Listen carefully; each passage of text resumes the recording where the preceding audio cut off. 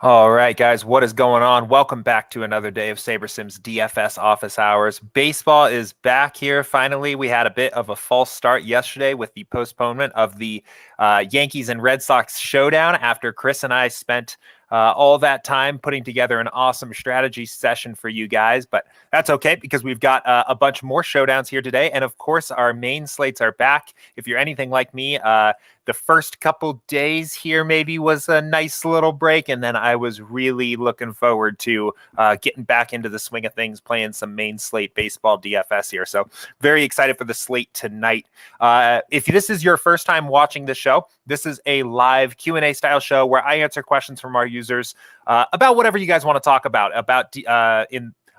not necessarily everything you guys want to talk about, maybe about DFS, about SaberSim, about sports betting, whatever you guys want to talk about in that realm, I guess, here. I host this show live for a reason. I want follow-up questions. I want clarifying questions. I want this to be a bit of a two-way street, right? The best shows we have here are when we're getting engagement from you guys. So if you have a question, something is a little confusing to you, just something you'd like me to talk through, or you have your 2 cents on a particular topic that you want to throw into the ring, you can do so either in YouTube chat or in the Office Hours channel chat in our Slack community. If you're not already a part of our Slack community, I highly recommend it. There's great conversation going on there every single day. You can join that community by clicking the link in the description of any of our past Office Hours videos. So any of the Office Hours videos that are already up on YouTube, and then when this video is up posted as a recording, this video as well, we'll have a link to join the Slack community. So the third channel that you can ask questions here is through email, support@sabersim.com. We actually have quite a few good questions that came through email overnight last night, so we'll be digging into those to start.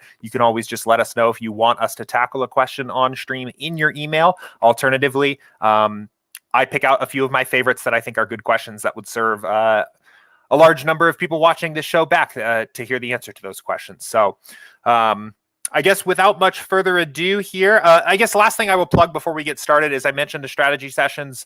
Chris and I were on here earlier this week talking about baseball showdowns. SaberSim in many ways is built to kill these showdown contests, right? The value we add with smart diversity and the simulation-driven projections can really make it easy to build high value, positive EV showdown lineups quickly and easily. So I highly recommend checking that video out and adding MLB showdowns to your contest selection mix if you aren't already. And if you like playing baseball DFS, and even if you're just going to stick to the main slates, the last 3 weeks of content that we've put out are a perfect primer, especially a kind of a mid-season review for your MLB DFS process. So it starts with the How Our Baseball Model Works video with Matt and Will. And then I had Max on here in 2 consecutive weeks talking about 5 strategies of winning DFS players, and then how to find some high upside, low owned stacks using SaberSim as a research tool. So those really 4 now past strategy sessions are all baseball content, all really strong stuff. Highly recommend checking those out if you haven't already. But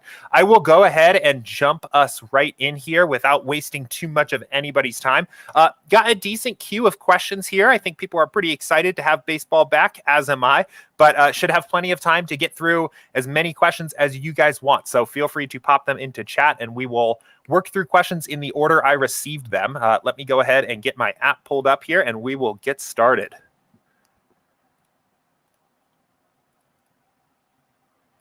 All right.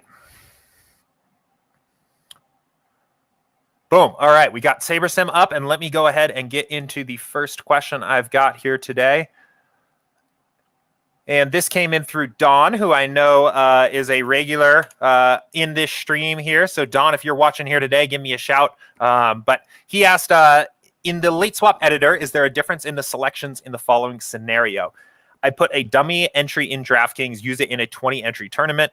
Right before lock, I generate 40 lineups in SaberSim, activate the late swap. Is there a difference in the selections between ranked and unique in the late swap editor? Will it still pick the highest ranked entry? So we've got a bit of a late swap type question here. I'm going to go ahead and just upload my entries file here for tonight's slate just so we can get this in and we can get an idea of what we're talking about here. So cool. Okay, so I've got my contest loaded in. So I think the initial question here is, if you're playing a 20 max, for example, and you build 20 lineups, what is the difference between the ranked and unique fill methods?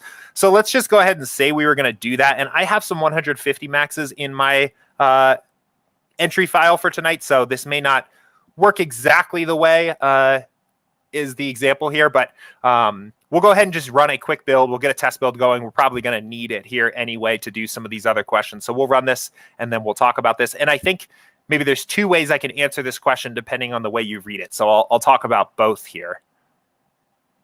But we'll give this build just a moment to run. So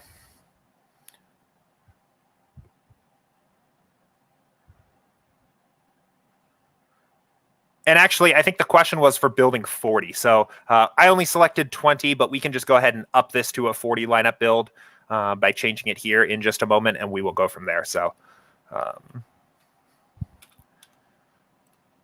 perfect. Okay, so we've got our 40 lineups, and let's say we're going to start filling these, right? And I think I can just uncheck the 150 max. I can. Perfect. Okay. So I think that's my only 150 max. Everything in here is 20 maxes. So I've built 40 lineups, and now I have an opportunity to fill these lineups. Let's go ahead and see what these two things do. So if we choose the ranked method, right? Let me make sure I do have 40 here. Just want to double check. Okay. I do have 40.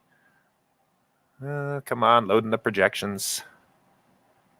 We'll go back to the entries tab. I just wanted to double check. So, okay, so ranked fill method, what is that going to do? It is going to take the top 20 lineups out of those 40 and enter them into the top lineups in every contest I have. So if it was just the quarter jukebox, just a 20 max, for example, it would just take the top 20 and fill it in. For this contest, right, it's going to take the top 14. For this one, it's going to take the top 7. For this one, it's going to take the top 1, right? That's the ranked fill method. We have 40 lineups built. It's going to take the best one up to 20 because we only have 20 max contests and selected here, and it's just going to fill them, right?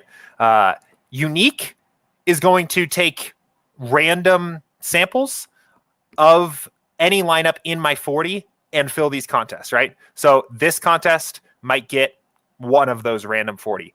This contest is going to get 20 of those random 40. This contest is going to get 14 randomly of those 40. They will never duplicate within the same contest. So you will have 20 unique entries. That's where unique gets its name. 20 unique lineups in this contest. 14 unique lineups in this contest. There could be duplication in between contests. The same lineup might show up in this one as shows up in this one. Not guaranteed because we built more than we needed. But it will fill each contest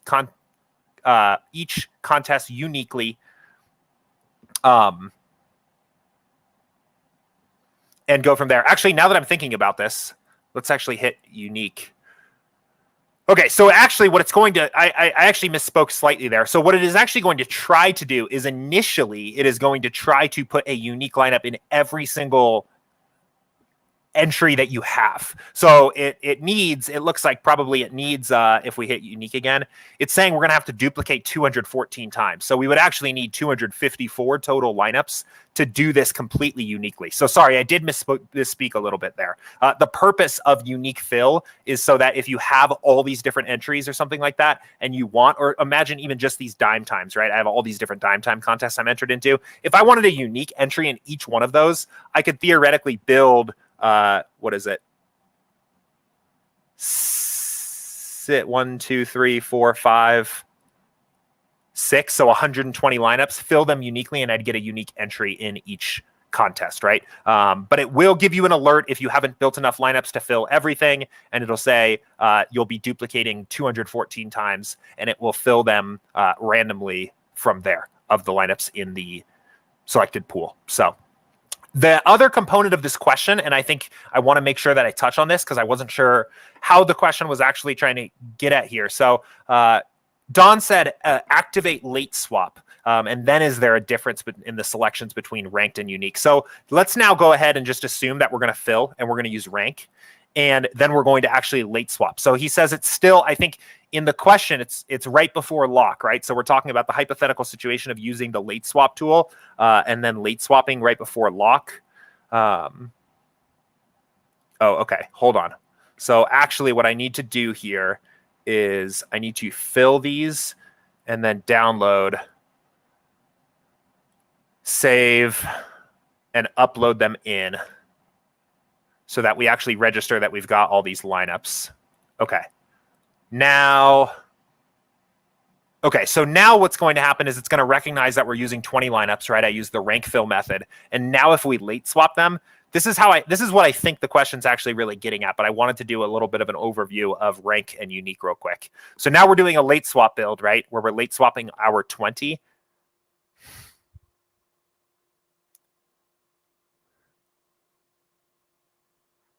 Cool. So then we did that. And now let's say we're going to upload these entries. So we'll save here, put those ones in. Boom. Okay. And now we go back to our entries tab. So you're going to see now in a moment, this fill method has changed to late swap, right?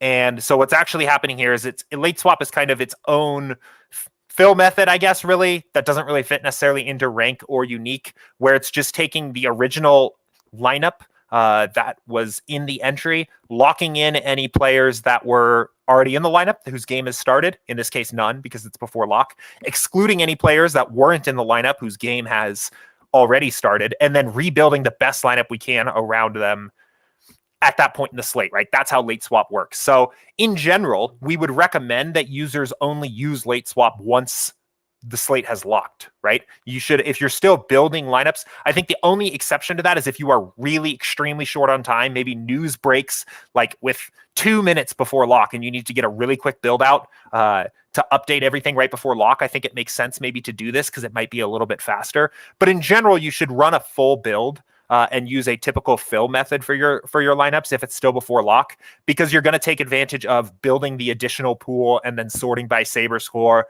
You'll have the opportunity to use the exact fill method you want, right? All this is doing now, since it's before lock, is it's taking the original lineup that was entered in each contest and just rebuilding it one time with the slider settings that you selected, and whatever lineup comes out of that is what's entered, right? So a little bit less robust as a tool to use before lock, a very powerful tool to use after lock, but that's why we recommend in general, if you're going to use late swap, do it as a late swap tool. If it's still before lock, go ahead and just build your build as normal. So Don, hopefully that helped answer your question. Again, don't know if you are here today. We had a few other people join the stream now, but either way, I'll get you a recording of this video and send it to you back to you on email. And if anybody else has any questions there, let me know. But a brief little overview of rank and unique fill methods and late swap.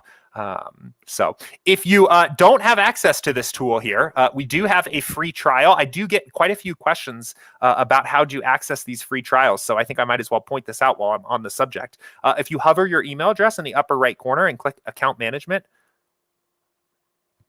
the options to add the trial, this is an admin account, so it looks a little bit different here, but your options to add the trial for the sports betting tool or for the entry editor are just in this account management thing. You can click to start your trials here. So that is the easiest way to do that. Highly recommend getting the late swap and entry editor tool if you don't already have it. It makes editing, especially for mass entry, a breeze. So cool thing going on there.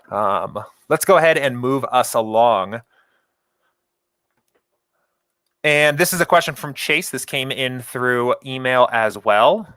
Another great question here.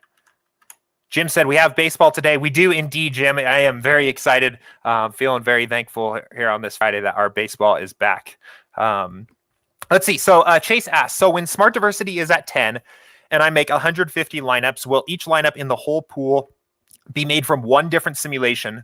So 150 total simulations of the game, or will all 150 be made from one sim, if that makes sense? It does make sense. It's a great question. We've been talking a lot here on the show lately about the value of using these research builds is kind of what I call them.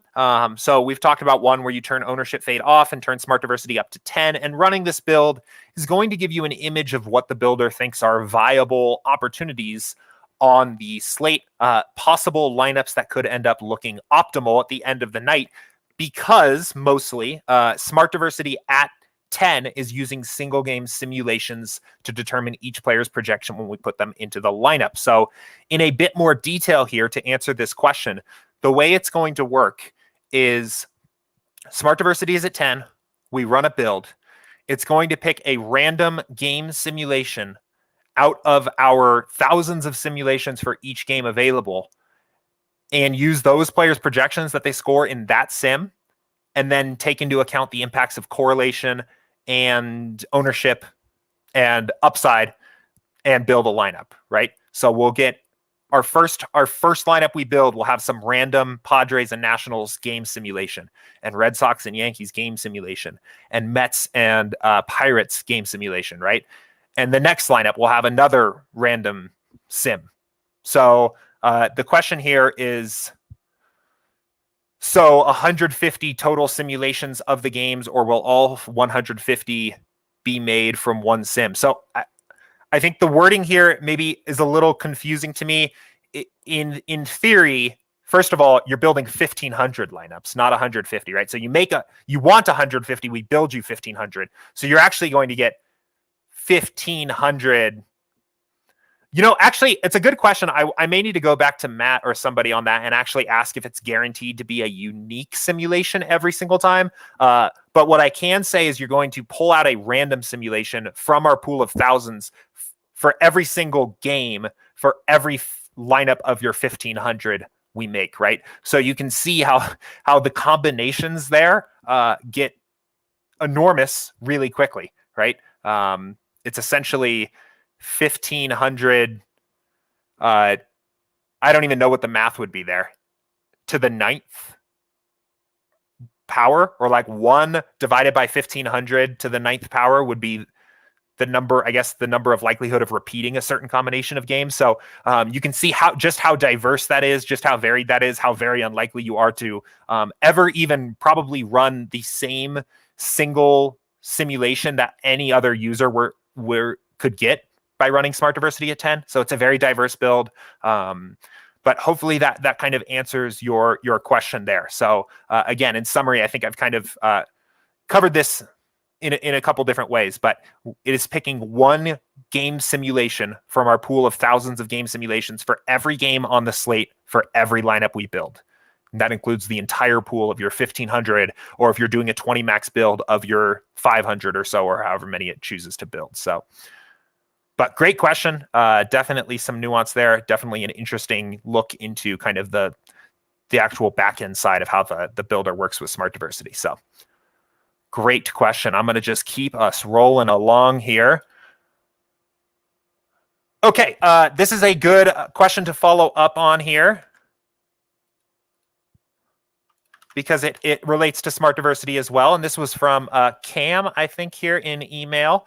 And he said, I wanted to ask, when I build a 20 lineup GPP, say at 6 p.m. for a 7 p.m. slate, and then I run the same slate 30 minutes later, it changes. So I'm confused when to build the lineup and why does it change? So Cam, a few notes. First of all, we will always say how recently our projections have updated up in this upper right corner where it says last updated 12:17 p.m. Especially as we are approaching lock, if lineups are coming out, things like that, it can definitely be possible that the projections changed. It's always good to look at the last updated tab and see how recently projections have updated. I would say typically good time to build your lineup is once all the lineups have been confirmed. Of course, that's not always possible if not every team gets their lineup in before lock. So if not every team has gotten their lineup in before lock, I typically will start building my lineups like 15 to 20 minutes before. Even if there's a team that doesn't have a lineup in, that's typically the latest I'll wait before I start. Even though I know projections can change after that, and you can still use the late swap tool or something like that. But what I think is the more likely culprit of what you're seeing is the impact of our Smart Diversity slider here on your builds, right? So as I just mentioned in the last question, Smart Diversity, when turned up to higher settings, is going to use smaller and smaller bins of game simulations to determine each player's projection when we decide to put them in the lineup, right? So when it's at 0, we're using their average projection. We're taking into account every game simulation we have for that player and using their average across all simulations. That's what you see here to determine that player's projection when we decide to put them in the lineup or not. At 10, we're using a single game simulation, right? We pick a random game sim from our entire pool of game simulations, set that at the player's projection, and then go from there and decide whether or not to put them in the lineup. And then there's a bit of a sliding scale that you can kind of see from here, from one side to the other, where the bins of game simulations get smaller as they go up. So why do we do this? The value of doing this is that it adds diversity and upside to your lineups, because it captures the player's real ranges of outcomes Actually, let's look at a hitter when building your lineups, right? So it's a better alternative to randomness, where you would just maybe apply a normal distributed 20% randomness to a projection. This instead actually looks at a player's real ranges of outcomes. We can see a player like Tatis, right? Highest projected hitter on the slate, has an average of 12.33. But in reality, his most common outcome is 0, and he has a lot of extremely high upside simulations to that exist, that are real game outcomes that can come into play. So because every single time you build a set of lineups, you're going to end up with a different grouping of game simulations from Smart Diversity when building each lineup.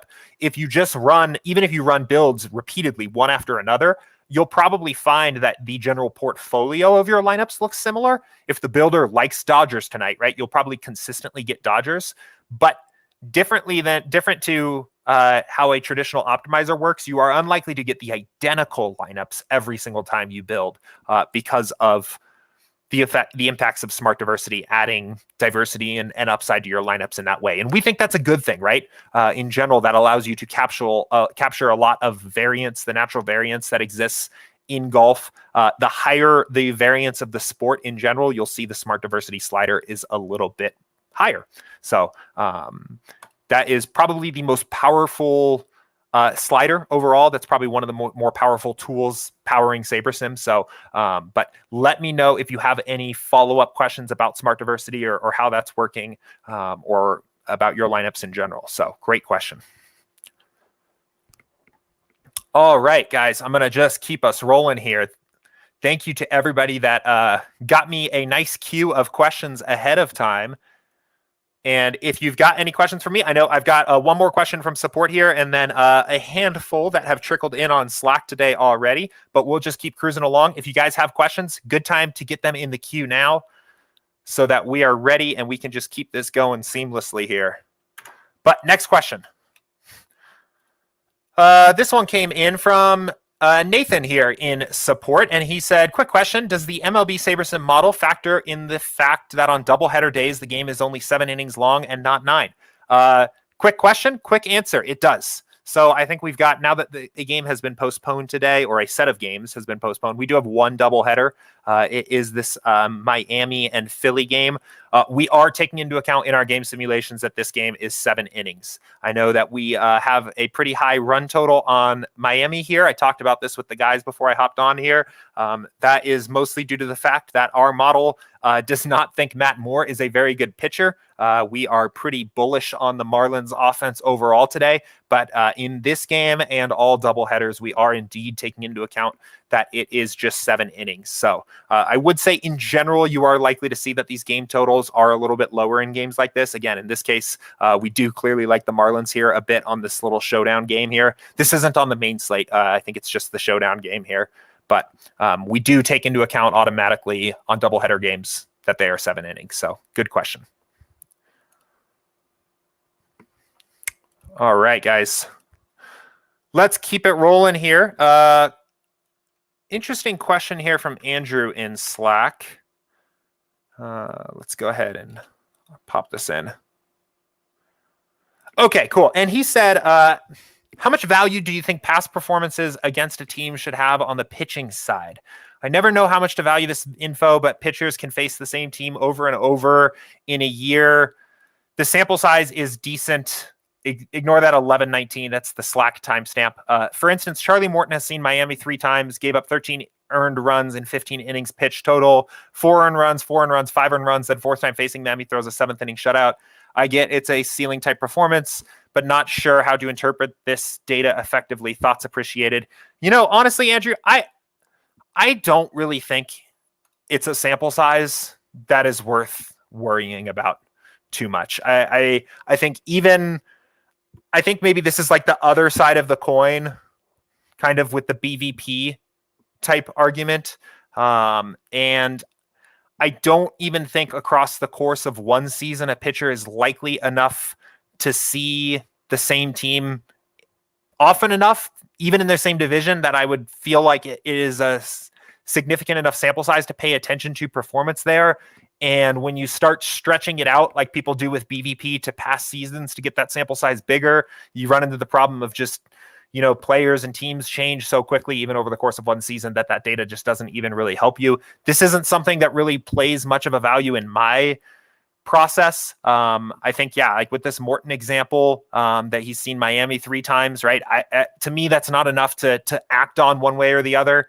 I was looking up Scherzer just as an example when I saw this question come in against Philly, and I think he's played them 2 or 3 times this year. And again, I don't think it's a big enough sample size to act on. I think the general indications that we can get for more actionable data about how that pitcher is against all of the batters he faces and how strong of a pitcher that pitcher is overall, and how good of the hitters on the other side, how good of hitters are they in the ballpark they're playing in.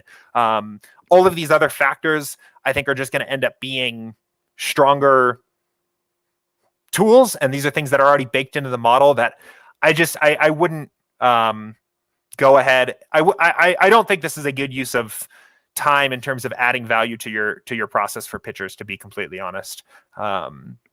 So it doesn't play a role into my process very much at all, but definitely a good question there.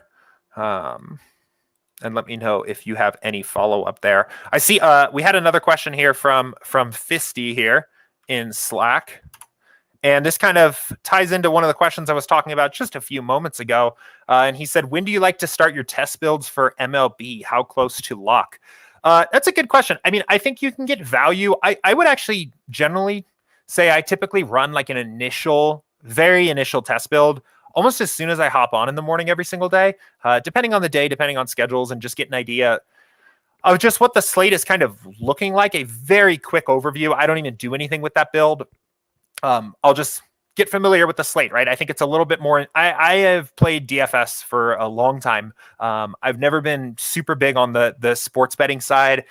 So it's just, I look at lineups and I look at exposures, and that's the easiest way for me to get an idea of the slate. I think the run totals on the sidebar here can also be a very easy way to just get a quick idea of like, okay, here's the plays, but I like to do it with lineups. So I will run just basic settings of whatever like the big contest I'm playing is that night, and just get an idea first thing in the morning. What does the slate look like? Here on Office Hours, we run a lot of test builds. So this actually ends up kind of helping me out and getting a better idea of what the slate is starting to look like throughout the day, see if anything's changed, especially after some of those first adjustments and resims and things like that. But in terms of my actual, like, okay, it's go time, I'm starting to build lineups, I'm really starting to research, I would say probably about an hour before lock. I like to know that a lot of those lineups are in. I like to start feeling like I'm pretty confident about what the field's going to do in terms of ownership and things like that. That's when I will start looking at some of those research builds where I'm running high smart diversity ownership off as kind of my final builds there. I'm probably doing any of my edits to projections that I feel like are necessary on the slate, and starting to dial in what can be kind of my final overview on the slate of how I'm going to attack it. Once I have that nailed in, sometimes I can kind of just be chilling for a bit, wait for those last lineups to come in. If there's weather concerns on games, make sure that there's no final changes to weather. And then I will typically, again, probably about 15 to 20 minutes before lock, I do what ends up being kind of my final last build where I refresh my projections. I will go ahead and make sure I'm still happy with my adjustments. Feel like I have a strong idea overall on the slate, how I want to attack it, what I'm probably going to do with my exposures. I will run my final build that I'm actually going to use as my build that I'm entering lineups into, make my adjustments on step 3, and go from there. So I would say, like, for initial research, for just getting an idea of the slate, as early as you want. But I think for like my actual usable test builds of really diving into research, it's probably about an hour before lock. A lot of that comes from the fact that my mechanical process, like actually talking about like micro mechanics here, is really dialed in. I can do this all pretty fast. Very familiar with the tools overall. I generally know exactly what I'm trying to do and how to do it. So if you don't have that, I would say give yourself a little bit more time. Maybe start that last build a half hour early. If you are I don't know, still getting a little familiar with the entry editor or things like that, or don't necessarily know just yet how you're going to finally attack that last build, give yourself a little bit more time.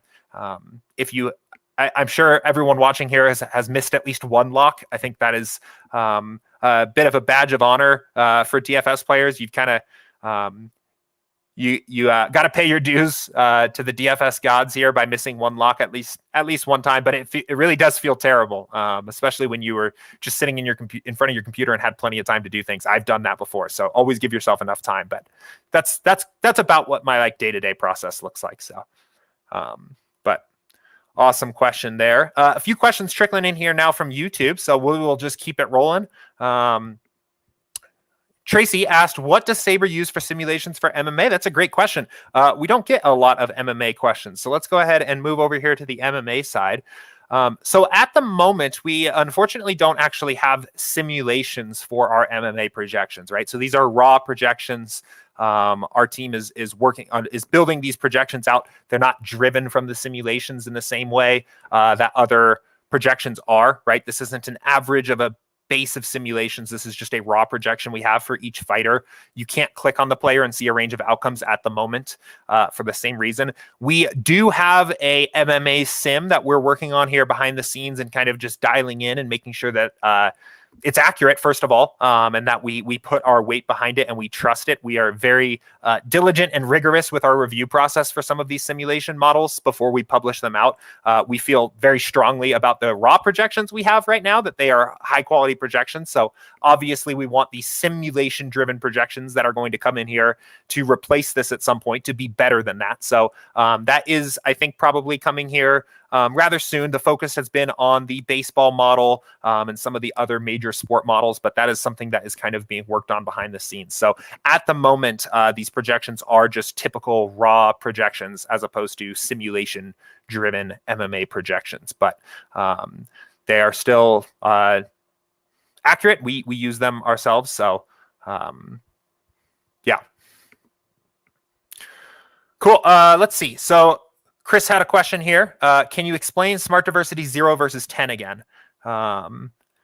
And then he followed that up by saying ownership fade 0, smart diversity high. Can you explain further? Thank you. Yeah, I'd be happy to. So let's go ahead and review smart diversity again. So I'm going to jump back to baseball because we need simulations to use smart diversity. So, and this is my last question in the queue. So I'm going to take some time, really try to answer this in detail, but if you've got questions for me, fire them away. I'll make sure we get to them before the end of the show. So let's start here. Kevin Gosman, right? We simulate the Giants and Cardinals game thousands of times using our simulation engine. And he has a range of outcomes of different simulations where he scores these different point values, right? So you can see fantasy points here on the bottom, frequency on the y-axis. And when you hover these, you'll see, so he scores what? I guess it's a histogram plot. So this is really saying that he scores between, what is that? Maybe 18 to 20 and a half, 9% of the time, right? And you can see, so when we determine a player's projection for the player, it is their average overall fantasy points output across every game simulation we have for a player, right? So it's a mathematical average. And you can see we've got different percentiles where you can see what is the point score that Kevin Gosman meets or exceeds in 15% of his game simulations, right? That's 35 points. 15% of the time, Gosman scores 35 points or better. And we have floor type percentiles too, right? So this 25th percentile would be 75% of the time, or 75% of the time, Gosman scores at least 15 points, right? That's what that's saying. And it's using our simulation data to come up with that. So how does smart diversity work? Let's go ahead and pull this back up. We'll get our build settings up. So smart diversity is a spectrum, or it's a dial of how many game simulations we want to sample to determine that player's projection when we decide, actually to determine to determine that player's projection as we're building lineups, right? So when smart diversity is at 0, we're going to use the average projection. We're going to take in every game simulation we have for the player, and you're going to get their their average projection, right? This is how you would build cash lineups. This is how you would build lineups where you want average performing lineups, lineups that are likely to beat approximately half of the field. Those kinds of lineups.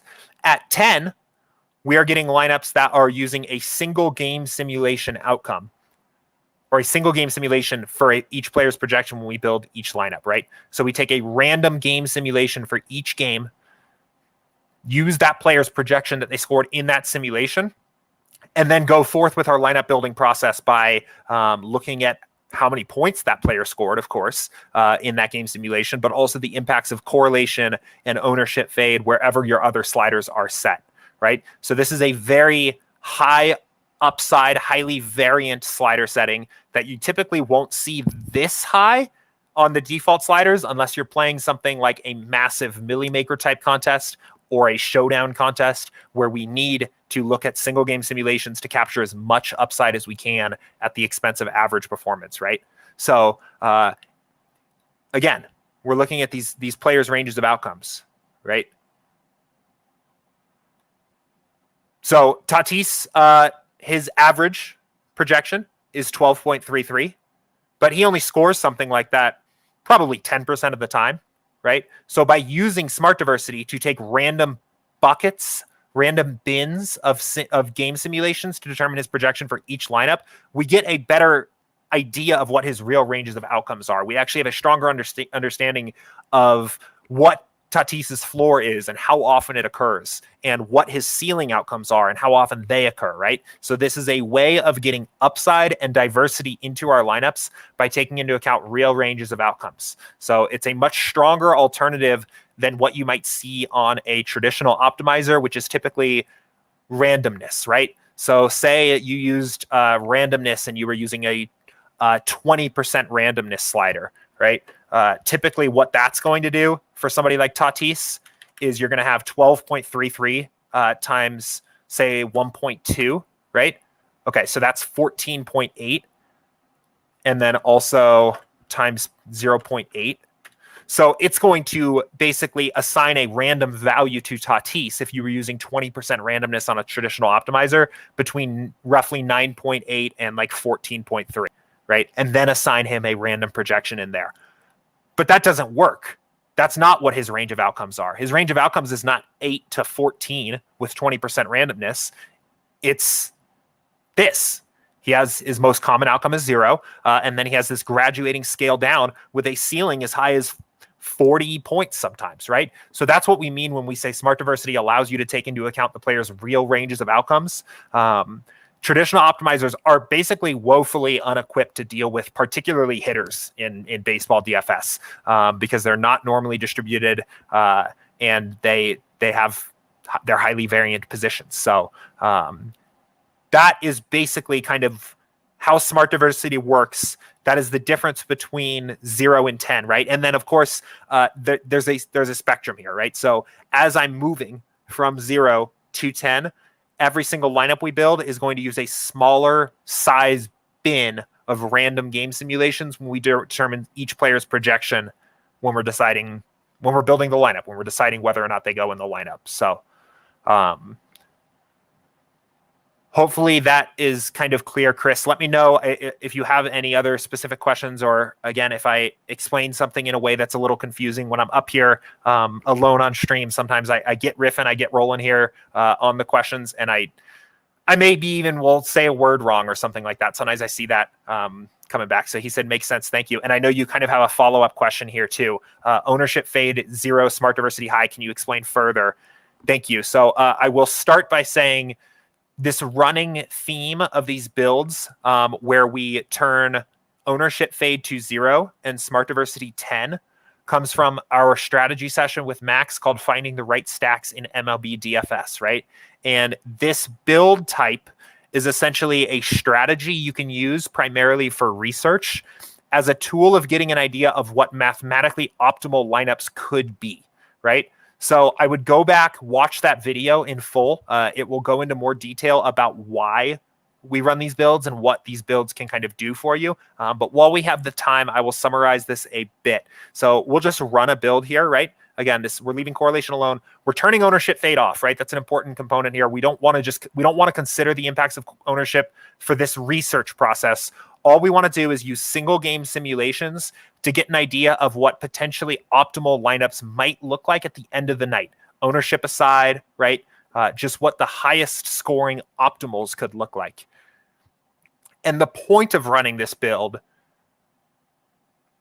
is to typically see if there is maybe a team or a stack or whatever, really, right? This is kind of sport independent, that maybe the field is not taking into account appropriately. So the way Max and I use this on stream is to basically, again, use it as a research tool and get familiar with it can be fairly easy to identify the chalk, I think, once you're familiar with MLB DFS tonight, right? So like tonight, Dodgers chalk, obviously. I think that's going to be like this super chalk, but a few other teams that are popping here, I think, are probably maybe San Diego and who's the other one I'm thinking? Toronto. If you're struggling identifying chalk, one thing that you can do is Fantasy Labs, MLB Vegas. We like this Fantasy Labs free MLB Vegas dashboard here. One thing I just like to do is just start going through the teams and just look for the teams that have the highest totals. I think this is generally what the field gravitates towards, and look who are the highest total teams on the slate. So obviously, yeah, I think Dodgers probably pretty chalky. Cubs wasn't one I said before. I think the Angels could potentially be chalky. But I actually think it's going to be mostly Dodgers and Blue Jays, right? So those are probably the two chalky teams. There's a handful of other teams here that have 5.0 run totals or higher, that maybe are kind of secondary chalk, but I think that's going to be where a lot of people go tonight. So we've run our build now, and we can expand this to 500 to see the entire pool. All we're doing is research here, right? And we're looking, and we can see that, yes, the Dodgers are the best stack of the night, but they only show up in 25% of the theoretically potential optimal stacks of our pool 500. And you can actually do this if you're doing your own research. You can actually do this with a 150 max here. Again, set the sliders the same way, build 150. The pool will build you 1,500, which gives you 3 times as many lineups. And you can get an idea, right? So it's interesting, right? The Dodgers are the best stack, but 75% of our stacks in these theoretically optimal lineups, or these lineups that could be optimal here, are not Dodgers, right? So it becomes a little bit of a risk reward. Is the field going to play Dodgers more than 25% of the time? I don't know. That's where it kind of gets a little difficult. You have to rely on ownership projections and things like that to make some of those determinations. You can also identify some of the lower owned teams that maybe the field is likely to underestimate. A team like maybe Boston or Milwaukee or Seattle, probably. I'm curious. Again, we can look at the Vegas totals. Milwaukee has a 4.5 run total. Boston 4.7, and Seattle was another one. 4.2, right? Those are teams that I think are probably likely to be quite a bit lesser owned based on what we're seeing from Vegas trends and probably our ownership projections as well. But they are popping in 15%, 12%, and 11% of our optimal stacks we've built with this research method, right? To me, those are teams that maybe merit a little bit of a closer look, especially if you're playing top heavier contests, bigger contests that you need to fade ownership a little bit more. Those are teams that I would look for. So if this kind of conversation is interesting to you, if you haven't ever really thought about using SaberSim in this way, I implore you to check out that Finding the Right Stacks in MLB DFS strategy session that Max and I hosted 2 weeks ago now. We basically talked about these kinds of strategies using SaberSim as a research tool rather than just a lineup building tool for over an hour. Right. So to be clear, just because I want to make a very clear point here, this is not now the build that I would use to assemble my lineups. Right. These aren't the slider settings I want. But what I can do now is I can go back and run my test build, or maybe it's not even a test build. Maybe it's my build I'm actually going to play, and run another build here and say, I don't think the field is going to appropriately assess the upside potential of Boston, Seattle, and Milwaukee. So I'm going to make sure I get some exposure to those teams, right? And I think that's a common question we get overall here on the stream. A lot of people watch some of the videos we've got on YouTube and Vimeo and on the site, and they say, okay, I get it. I get how to edit exposures on step 3, or I get how to edit projections, but I don't know when to do that. Well, this is a really good way to answer that question, right? We ran a build. We identified that we think the field is going to undervalue 3 potential upside teams on the slate, and we're going to make sure we get some of them. And we're not seeing them pop up here, right? But if we expand our pool to 500, there's definitely some stacks that show up. And again, this is a different set of sliders now, so we may not get as many. And some of this is a little bit of stop and go in terms of like getting this dialed in. But maybe what we do now here is,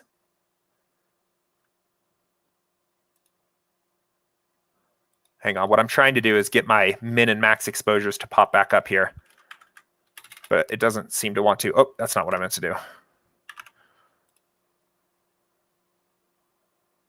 Okay, so we do have Seattle and Milwaukee. So maybe that's a good indication. So Boston's fallen off. Maybe we don't play Boston or Boston, but maybe we get 15% exposure to Seattle and we get 15% exposure to Milwaukee, right? Teams that we just don't think the field is going to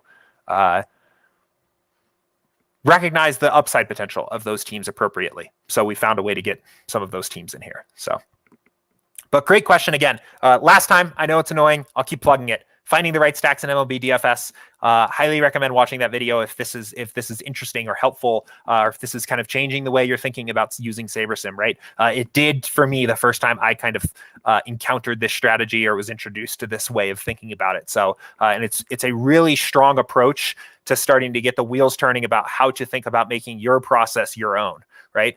You could do the same thing at pitchers here too, right? You can look and run your build at 0 ownership fade and 10 smart diversity and look at what the pitcher pool looks like. Get an idea of how often certain pitchers appear in optimals and ask yourself, are there pitchers that the field is overweighting or is likely to overweight?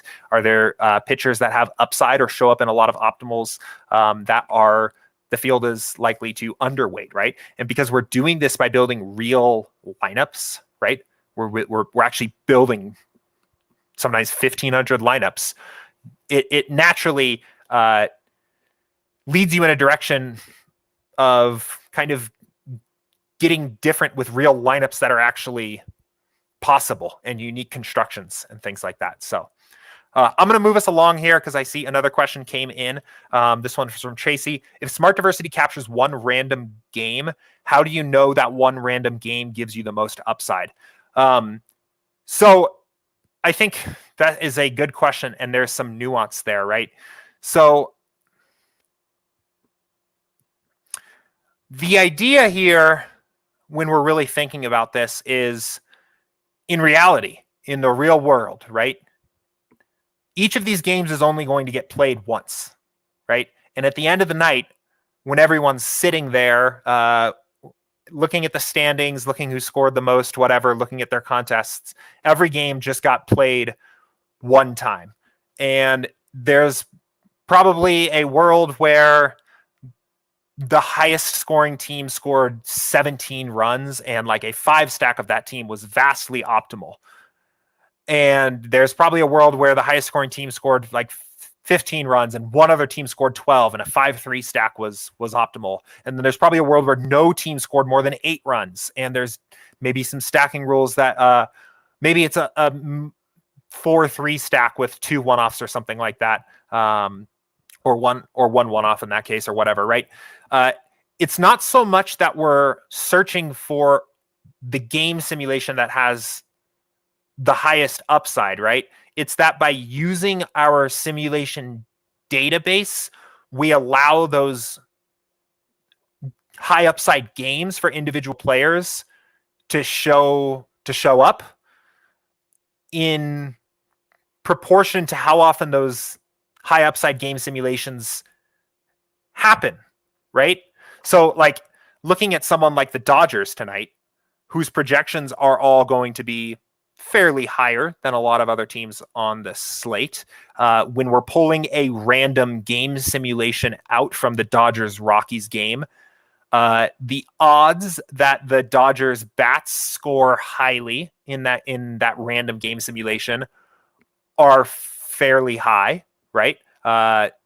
Because they are the highest scoring game on the slate, but it does not happen every single time because it could be the game simulation where they don't do so hot, right? It doesn't have to be the highest upside lineup because maybe you pull a game simulation where, again, Milwaukee scores 11 runs, right? And then we get an opportunity to have some Milwaukee players in our lineup portfolio overall, right? That's kind of how smart diversity is working for you, right? So it doesn't necessarily have to be that we pull out the highest upside lineup out or the game simulation out.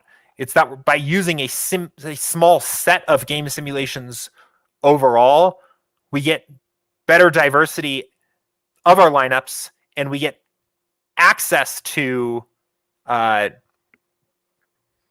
upside in the form of using the simulation data. Does that make sense? Liquid Demon said, I want to go to these other worlds. Yeah, it's kind of some like multiverse ideas here, right? Of this game, of the millions of other universes where this one July 16th, 2021 MLB slate gets played out thousands of times. But that's kind of like what's actually happening here, right? Like that's kind of the way we're almost thinking about it, right? If our simulation model was 100% perfect, like precise, and what would actually, like, a way of thinking about it would be you could like dip your hand into the simulation bank and pull out a random game simulation of every single game on the slate, and every game on the slate would match up perfectly to one game simulation that we had, right? That's basically what we're trying to model. That is at the end of the day what we're essentially attempting to accomplish. And we have a very accurate model. I think you would have some maybe like crystal ball type future prediction wisdom if you could actually nail that exactly, right? But that's basically like what we're trying to get out of smart diversity. So and like even I guess thinking about the Dodgers again, right? They're going to be a really chalky stack, right? They have the highest average potential on the slate, but there's a lot of game outcomes where they score 10 runs and they're still not the highest scoring team on the slate, right? That can happen too. And that's kind of like what we're getting at, or what we're trying to accomplish here is use real actual outcomes, or very small sets of actual outcomes that are possible, and then build lineups from there. So Tracy, let me know if that was a good answer to your question here. It's like a very nuanced question, very, very sharp. And I hope I answered that in a way that was helpful to you. I guess my last note here, I'm like kind of reviewing the question again. I would say if I had to answer this in one sentence, one overall point, it is not that we are trying to capture the maximum upside of the one random game. It is that we are trying to capture the maximum upside in a lineup from one single set of simulations of all of the games on the slate, right? So we're saying one simulation, one simulation, one simulation, one simulation, one simulation, one simulation, all the way down the list. What is the maximum upside you can build of a lineup from those game simulations?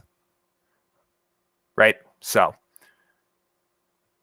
and that is also kind of why smart diversity for your average 14 game slate here isn't actually at 10, because in that particular case, we don't need to get that much diversity. We don't need to be that far away from the average projection. We can take a moderate approach, use random subsets of our somewhat moderately small random subsets of our game simulations, still allow some of that average performance to kind of leak through in our builds, but while still taking into account upside, real ranges of outcomes, that kind of thing. So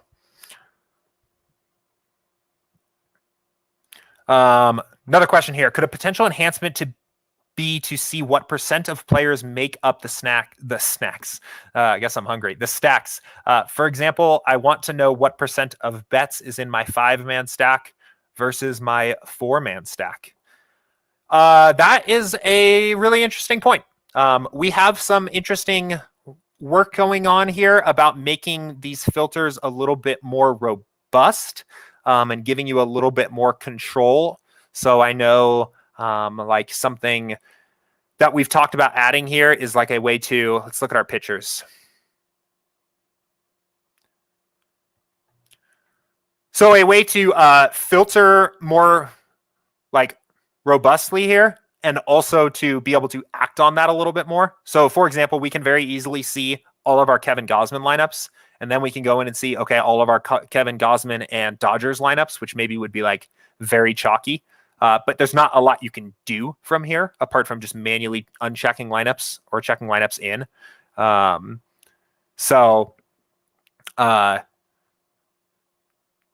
One of the things we want to do here is give users a little bit more control to like remove this if they wanted, or add more of these kinds of lineups. But in terms of like identifying what percentage of a certain player is showing up in a 5-man or a 4-man, I think you can actually kind of do that, actually. Let me think about this. So let's go find bets. So if you click this little filter icon, you can filter. Wait, what? Oh, actually, okay. There is a small annoying bug here. So you can't do it under the all batters tab. You need to actually pick the player's position. So this would be outfield. So we're going to pick all lineups where we're using Mookie Betts in an outfield spot. And then we can actually go in and look at our stacks, right? So 100% of these lineups feature a Dodgers stack. Of all of our Betts lineups, 7%, one lineup, he's used in a 4 stack. And in 13%, the other half, not even close. The other part, I guess, 93% of his lineups he's used in a 5 stack. So that would be the easiest way to do that. So we can do that. So let me know if that helps. Tracy said clear as mud to the previous answer. I'm sorry about that. I wish I may need to just think about that a little bit more. And maybe if any of the SaberSim folks are watching this here and want to take a stab at answering this question here, or maybe providing a little bit more feedback. The question being, if smart diversity captures one random game, how do you know that one random game gives you the most upside, right? Trying to think about kind of the theory and the value of smart diversity. I'd be interested to hear if maybe any other folks have a different way of explaining this concept that could be a little bit more helpful. And I will kind of try to sleep on this one a little bit too. And maybe I will, over the weekend, have a epiphany of a different way to explain it. Yeah,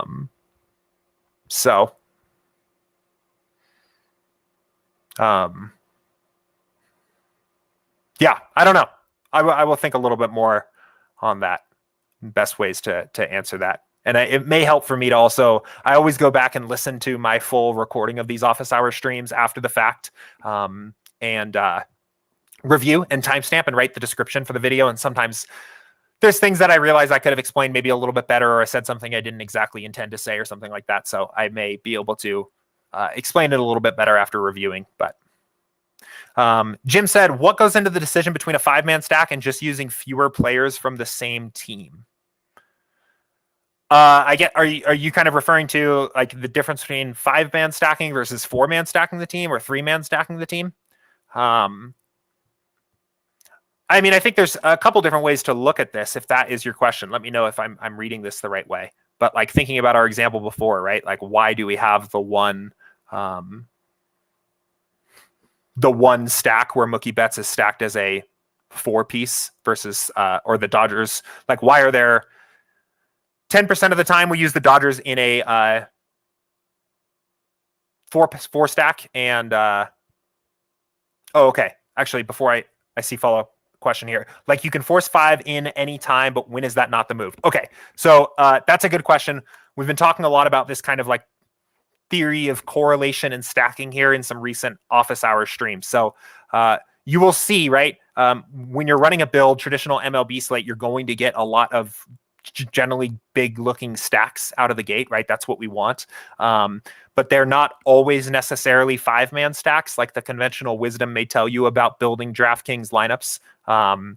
And the reason for this and the way this kind of works is correlation in general is a DFS strategy tool that helps us win DFS contests because it means that we're not trying to pick 10 independent events, right? So let me first adjust to projections so I can finally get this notice out of the way, right? So this is part of the reason that correlation is super valuable as a DFS tool overall. So there are 10 players in a lineup, I think. If these were just 10 completely independent events, right? You would be trying to pick 10 outcomes, right? But when we use players that are correlated with one another in a lineup, we increase the probability of this entire lineup succeeding as a whole. Because when Will Smith has a good outcome, he has correlations with these other batters in the Dodgers order to have those game outcomes, right? Like Will Smith's success is correlated with other players in the lineup, right? That's why stacking exists overall. Now, if we actually look at, let's run a build as a test build as an example. I think this is the best way to visually see this, right? So we're going to turn all the impacts of other sliders off. We're going to turn smart diversity to 10, and we're basically going to tell the builder to pick out random game simulations and give me the optimal lineup for that game for that set of game simulations, right? So use one game simulation for every game on the slate, build a lineup that was optimal that set of simulations, then do it again, then do it again, then do it again. And then let's look at what our team stacks look like or stack types look like. And they're going to look a lot different. And the reason why that is because optimal lineups after 14 baseball games have been played, generally, they just pull the highest scoring player or the highest total 10 players, the highest scoring overall, playing in every game, right? And those aren't always necessarily correlated. We'll probably see some small stacks, some minor 2 or 3 piece stacks if there's 2 players from the same game that both went off or things like that. It doesn't seem like this build wants to run. But the mathematical optimals of the lineups overall typically don't look like stacked lineups. So what we end up doing here is hold on, this build's not running. So we end up having this scale of how correlated we want our lineups to be, how stacked we want our lineups to be, based on how close we need to get to the optimal lineup for that slate. So for a 14 game slate, it's very hard for anyone to come up with the mathematical optimal. There's 14 games. Each game has 9 hitters in the order. And on each side, right?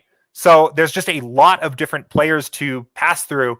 The odds of somebody coming up with the mathematical optimal are fairly low. To win that contest, we can use a tool of correlation to create upside in our lineups, right? To create correlated upside, we're not picking independent events, and we're going to have big stacks. We're going to have 5 stacks. We're going to have 4 stacks. We're going to have 3 stacks. On a smaller slate, like a 3-game slate, you'll see. So we finally got this done here.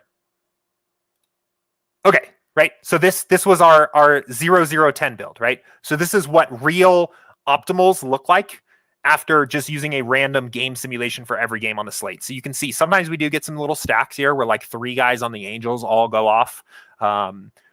But the stacks in general are smaller. This is what real potential optimals might look like. We even have some lineups that aren't stacked at all. So I guess wrapping around to the point here, you want to use bigger stacks on bigger slates and smaller contests because those are the slates and contests where people are less likely to have top scores that approach the optimal. The bigger the contest size and the smaller the slate, you typically are going to end up with smaller stacks because those are contests where the top lineups in the contest are likely to approach the optimal. And that's actually what happens with our slider, right? So let's look at this now. So if we were playing a single entry, that's maybe 500 people. Correlation is at 8. But if we're playing 150 max with 60, that's not a very good example. I guess this slate isn't the best example here. It's better seen from the lens of slate size, right? So it looks like correlation is probably just going to be at like 8 across the board tonight because it's such a big slate. But for a smaller slate, right, let's just look at the 3-game night slate. the impact of correlation is going to come down quite a bit because lineups are going to probably approach the optimal, the mathematical optimal. So the sizes of our stacks needs to be necessarily a little bit smaller. Now, you might end up still with some big stacks on a slate like this because there's less players to choose from, right? And smart diversity being high is going to lead you to building stacked lineups pretty often anyway. But that's kind of the overall theory. Jim said, it seems that 5-man stacks are typically in the winning lineup, so I tend to always force 5-man stacks. I think that's a popular strategy. I don't think there's anything wrong with that, primarily because through the lens of leverage, the data seems to indicate that people are not stacking enough for how often those lineups win, which creates leverage for us, right? People still, even with all the content out there that encourages people to do that, aren't stacking their lineups enough. They're not making big enough stacks. Maybe if 5 stacks are used in 15% of lineups, but they win 20% of the time, right? They're outpacing their projected win totals. So it makes sense. There's positive leverage on us rostering lineups constructed that way. And then Jim said, my temptation is to just jam in the highest Saber score lineups, but that feels like a shortcut. I will tell you this. I don't think you must force 5 stacks, and I don't. But I know a lot of folks do. I know there is a little bit of a security blanket there in just knowing that lineups are built maximally correlated. I would say that is probably going to be perfectly fine. The only time I would start to be a little bit cautious about doing something like that is if you're playing the biggest contests on the slate, right? So I think DraftKings has like a $6 $60K entry contest tonight with $100K to first or something like that, right? There's a lot of entries in that contest. The top lineups in that contest are going to approach optimal range compared to something like the quarter jukebox or something like that. If you're playing a contest like that, it may be smart to allow some of the smaller stack sizes in because those lineups have win equity and you are crossing off a great deal of lineups that have win equity by forcing a certain lineup construction. So that's kind of my spiel on correlation here a little bit. Again, I think just big takeaways. Correlation is a tool, right, that helps us win DFS contests, but it's not necessarily in line with what mathematical optimals look like after a slate has played out. So our use of correlation as a tool, the size of our stacks should be higher when the lineups required to beat the contests are further away from the optimal. So bigger stacks and more stacking on bigger slates and smaller contests. Smaller stacks and less stacking on smaller slates with bigger contests. And it doesn't mean we're like not stacking at all. I'm talking about the difference between forcing a 5-stack rule and allowing 4 stacks and 3 stacks and things like that into your lineups. So that's kind of the difference there. And this extends to other sports too, right? I think one thing I'm so excited for NFL, man. But one thing that happens on the NFL side is that a lot of our single entry builds will use a correlation slider of like 6 or so, which is actually pretty high for football. And you'll get certain lineups sometimes that are like a huge game stack where it's like a quarterback plus 4, run back with 2, right?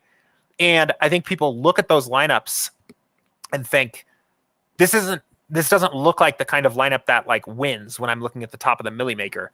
And that's true. But for a small 1,000-person single entry contest, sometimes all it takes to get to the top of that lineup, because the top lineup in that kind of contest is not going to even come close to the optimal, right? Especially with football. There's so many players. But a game stack of picking the right game, you can build a lineup that is super correlated and just count on getting the right game right, getting the right QB right, and allow the other pieces to fall into place. And even if you have QB, 2 wide receivers, the tight end, and a pass catching running back all from the same team, it's just this big stack. And maybe like the QB throws 4 touchdowns and the tight end catches 1, the wide receiver catches 1, other wide receiver catches 2, and the running back doesn't really do anything or anything like that. In that kind of size of contest, you maybe even just win, and you've gotten the value that you needed out of the correlation, right? You didn't pick a QB and then have to pick out 4 randomly uncorrelated independent events alongside that. You picked out a QB and 4 correlated events that fit in alongside that.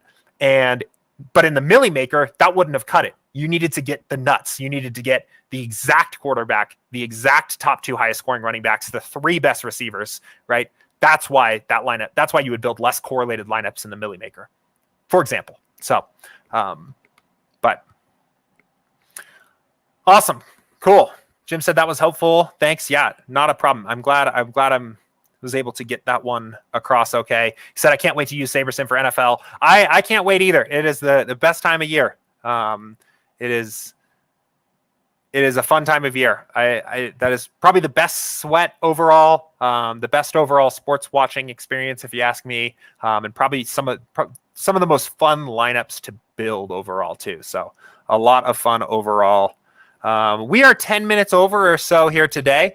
Thank you everybody for hanging out with me here for this hour and 10 minutes and staying with me. I think I got through pretty much everything. I will have this recording up on YouTube here later this afternoon with timestamps if you want to go back and review anything today. I know we definitely tackled some questions that are a little bit more nuanced, maybe a little bit more advanced, really digging into some of these concepts of smart diversity and things like that today. So I'll get those timestamps up so you can go back and review if you need to. And after watching this back, if I feel like I could have taken a better stab at any of these questions, I'll follow up here on Monday as well, with maybe some follow-up there. So we will be back here Monday, 2 p.m. Eastern, same time, same place. If you have questions that come up as you're attacking tonight's slate or any of the slates over the weekend, pop them into the Office Hours channel on Slack, and we will get to them on Monday. Alternatively, always feel free to email us, support@sabersim.com, with any questions you've got, and we will handle it on Monday. Until then, have a great weekend, everybody. Take care. Enjoy the slate tonight, and I will see you next week. See ya.